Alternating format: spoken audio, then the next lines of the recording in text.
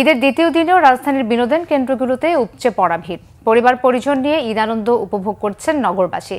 যানজটের নগরী ফাঁকা পেয়ে খুশি আর আনন্দ উচ্ছ্বাসে আনন্দ ঘন সময় পার করছেন তারা। শুভ মাহফুজের রিপোর্ট।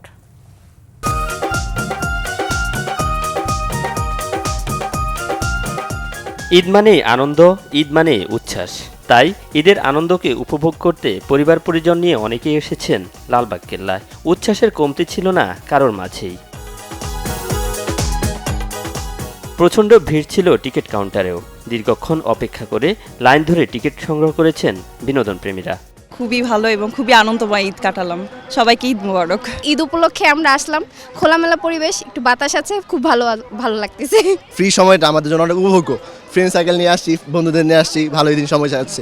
যানজটের ব্যস্ত নগরীতে চাইলেও ঘোরা যায় না, তাই ঈদের এই সময়টাকেই বেছে নিয়েছেন অনেকে।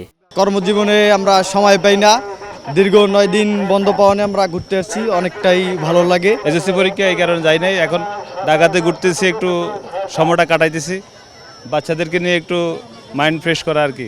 আসলে নিজেদের মধ্যে সময় দেওয়া হয় না, সো এই অকেশনগুলো একটু আমাদের সময়। খুব আনন্দ লাগতেছে যে আমরা সবাই একসাথে আমরা এখানে ঘুরতে আসছি।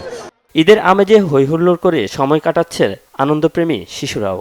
ঈদের দিন সব জায়গায় ঘুরতে গেছি, আজকে লালবাগ কেল্লায় ঘুরতে এসেছি আমরা। ঈদ মুবারক। বন্ধুদের বাসায় গিয়েছি, চাচুর বাসায় গিয়েছি, হাতের ঝিল ঘুরেছি, অনেক মজা করেছি। লালবাগ কেল্লায় আসছি ঘুরতে, খুব আনন্দ করলাম। এদিকে আইসা বন্ধুরা আছে আমাদের, ওদের সাথে খুব মজা করলাম।